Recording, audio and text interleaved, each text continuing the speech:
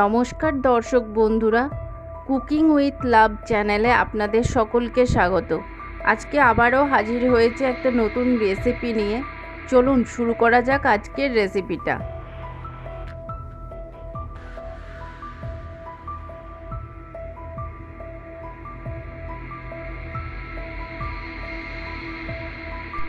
আমরা এখানে 3টে পাবদা মাছ নিয়েছি, তাতে অল্প পরিমাণে নুন এবং হলুদ মিশিয়ে 10 মিনিটের জন্য ম্যারিনেট করে রাখছি।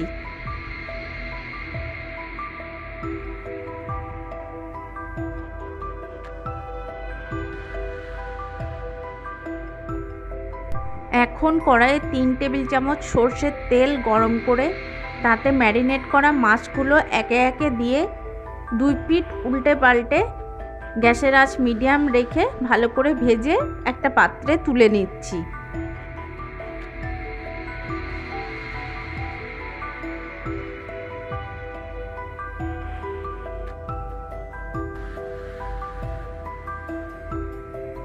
আমরা এখানে অন্যান্য উপকরণের মধ্যে নিয়েছি 3টে মিডিয়াম সাইজের পেঁয়াজ, যেটা স্লাইস বা পাতলা পাতলা টুকরো করে কেটে নিয়েছি। আর নিয়েছি 2 টেবিল চামচ আদা রসুন বাটা, 1/4 টিস্পুন কালো জিরে এবং একটা টমেটো পেস্ট।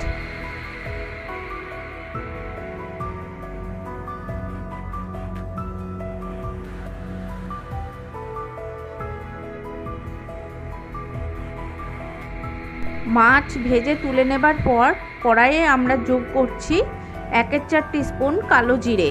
এটা দিয়ে কয়েক সেকেন্ড নাড়াচাড়া করে নিচ্ছি। তারপর কড়াইয়ে যোগ করছি আদা রসুনের বাটা।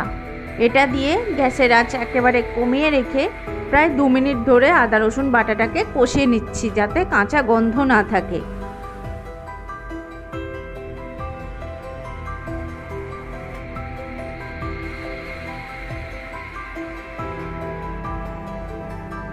এখন কড়াইয়ে গুঁড়ো মশলার মধ্যে যোগ করছি 1/2 টিস্পুন হলুদের গুঁড়ো। এটা দিয়ে গ্যাসের আঁচ কমিয়ে 1 মিনিট ধরে কষিয়ে নিচ্ছি। তারপর আমরা কড়াইয়ে যোগ করছি পেঁয়াজের টুকরোগুলো। এগুলো দিয়ে প্রায় 3 মিনিট ধরে গ্যাসের আঁচ কমিয়ে নাড়াচাড়া করে হালকা ভাজা করে নিচ্ছি।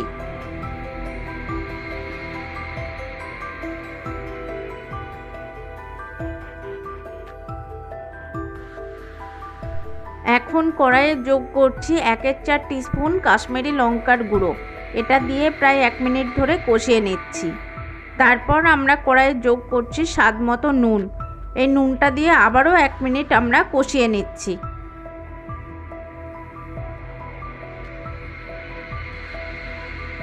সবশেষে গুঁড়ো মশলার মধ্যে কড়াইয়ে যোগ করছি 1 টেবিল চামচ জিরের গুঁড়ো। এটা দিয়ে গ্যাসের আঁচ কমিয়ে রেখে প্রায় 2 মিনিট ধরে কষিয়ে নিচ্ছি।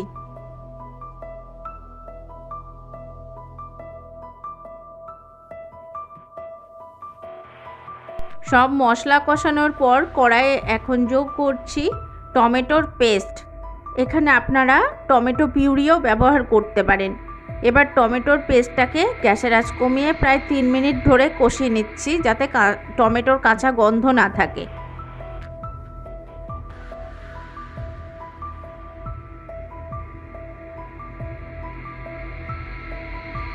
এখন কড়াইয়ে আমরা যোগ করছি 1/2 কাপ মতো জল গ্রেভির জন্য। আপনারা চাইলে জলের পরিমাণ বাড়াতে পারেন। তারপর গ্যাসের আঁচটা মিডিয়াম রেখে প্রায় 1 মিনিট ধরে ফুটিয়ে নিচ্ছি। তারপর আমরা কড়াইয়ে যোগ করছি ভেজে রাখা মাছগুলো। এই মাছগুলো দেবার পর গ্যাসের আঁচ কমিয়ে রেখে প্রায় 3 মিনিট ধরে আমরা কষিয়ে নিচ্ছি। তারপর কড়াইয়ে যোগ করছি কয়েকটা কাঁচা লঙ্কা।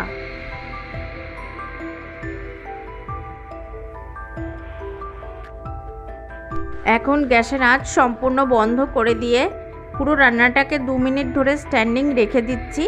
তারপর আমরা গরম গরম পরিবেশন করছি আজকের রেসিপি পাবদা মাছের ঝাল। আপনাদের যদি আমার রেসিপি ভালো লাগে তাহলে লাইক, শেয়ার এবং আমার চ্যানেলটিকে সাবস্ক্রাইব করতে অবশ্যই যেন ভুলবেন না।